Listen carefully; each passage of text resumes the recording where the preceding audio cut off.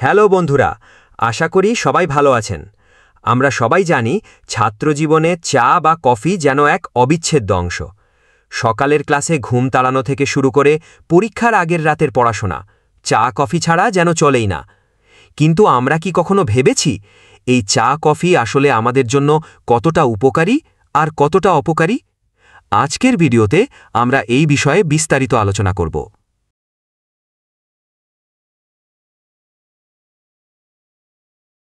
চলুন প্রথমে জেনে নিই চা কফির কিছু ইতিবাচক দিক।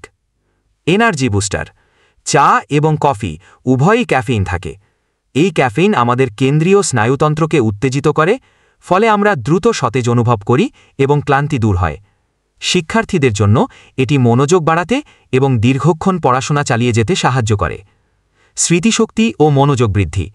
কিছু গবেষণায় দেখা গেছে পরিমিত পরিমাণে ক্যাফেইন গ্রহণ করলে স্মৃতিশক্তি এবং মনোযোগের ক্ষমতা বৃদ্ধি পায়। পরীক্ষার আগে জটিল বিষয়গুলো মনে রাখতে এটা বেশ সহায়ক হতে পারে। মেজাজ উন্নত করে। চা কফি পানে অনেকের মেজাজ ভালো হয়। চাপ বা অবসাদ কমাতেও এটি সাহায্য করতে পারে। পড়াশোনার চাপের মধ্যে এটি শিক্ষার্থীদের মানসিক স্বস্তি দিতে পারে। অ্যান্টিঅক্সিডেন্ট। চা বিশেষ করে গ্রিন টিতে প্রচুর অ্যান্টিঅক্সিডেন্ট থাকে, যা শরীরের রোগ প্রতিরোধ ক্ষমতা বাড়ায় এবং কোষের ক্ষতিরোধ করে। কফিতেও কিছু অ্যান্টিঅক্সিডেন্ট পাওয়া যায়। ডায়াবেটিস ও কিছু রোগের ঝুঁকি হ্রাস। কিছু গবেষণায় দেখা গেছে নিয়মিত এবং পরিমিত চা কফি পানে টাইপ 2 ডায়াবেটিস, পার্কিনসন্স ডিজিজ এবং কিছু ধরনের ক্যান্সারের ঝুঁকি কমতে পারে। তবে চা কফির যেমন উপকারিতা আছে, তেমনি কিছু অপকারিতাও আছে, বিশেষ করে যদি মাত্রাতিরিক্ত পরিমাণে গ্রহণ করা হয়। ঘুমের ব্যাঘাত। ক্যাফেইন একটি উদ্দীপক, যা ঘুমের হরমোন মেলাটোনিনের উৎপাদন ব্যাহত করে। রাতে চা পান করলে অনিদ্রা বা ঘুমের গুণগত মান খারাপ হতে পারে, যা শিক্ষার্থীদের পড়াশোনার উপর নেতিবাচক প্রভাব ফেলে। অস্থিরতা ও উদ্বেগ। অতিরিক্ত ক্যাফেইন গ্রহণ করলে বুক ধড়ফড় করা, অস্থিরতা, উদ্বেগ এবং এমনকি প্যানিক অ্যাটাকের মতো সমস্যা দেখা দিতে পারে। পরীক্ষার আগে এমনিতেই যেহেতু চাপ থাকে, অতিরিক্ত ক্যাফেইন এই চাপকে আরও বাড়িয়ে দিতে পারে। পেটের সমস্যা। খালি পেটে চা বা কফি পান করলে অ্যাসিডিটি, বুক জ্বালা পড়া এবং হজমের সমস্যা হতে পারে। অনেক শিক্ষার্থীর গ্যাস্ট্রিকের সমস্যা এর কারণে বেড়ে যায়। আসক্তি। ক্যাফেইন একটি আসক্তিকর পদার্থ।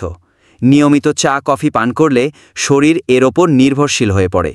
যখন আপনি পান করা বন্ধ করবেন, তখন মাথা ব্যথা, ক্লান্তি এবং বিরক্তির মতো উইথড্রয়াল সিম্পটম দেখা দিতে পারে। দাঁতের ক্ষতি। চা এবং কফি উভয়তেই ট্যানিন নামক পদার্থ থাকে, যা দাঁতে দাগ ফেলতে পারে।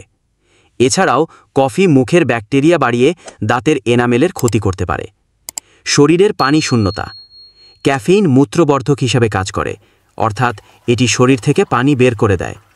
অতিরিক্ত চা কফি পানে শরীরের পানি শূন্যতা হতে পারে, যা পড়াশোনায় মনোযোগে ব্যাঘাত ঘটাতে পারে।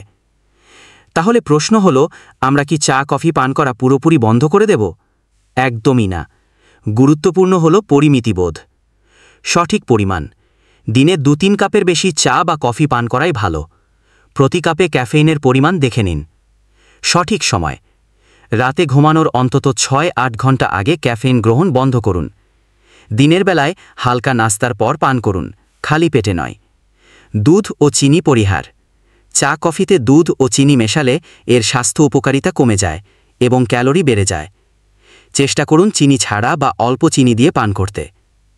বিকল্প দূর করতে বা সতেজ হতে চা কফির বদলে গ্রিন টি, ভেষজ চা যেমন আদা চা, তুলসী চা বা শুধু পানি পান করতে পারেন।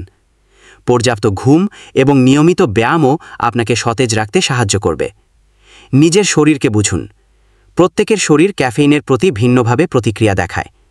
আপনার শরীর কতটা ক্যাফেইন সহ্য করতে পারে তা বুঝে সেই অনুযায়ী পান করুন।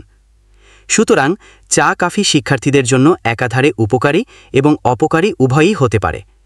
এর উপকারিতা পেতে হলে অবশ্যই পরিমিত পরিমাণে এবং সঠিক নিয়মে পান করতে হবে। আর যদি মনে করেন চা কফি আপনার পড়াশোনায় বা স্বাস্থ্যে নেতিবাচক প্রভাব ফেলছে, তাহলে একজন স্বাস্থ্য বিশেষজ্ঞের পরামর্শ নিতে পারেন। আশা করি আজকের ভিডিওটি আপনাদের জন্য তথ্যবহুল ছিল। ভিডিওটি ভালো লাগলে শেয়ার করবেন আর আমাদের চ্যানেলটি সাবস্ক্রাইব করতে ভুলবেন না। দেখা হবে পরের ভিডিওতে। ভালো থাকবেন।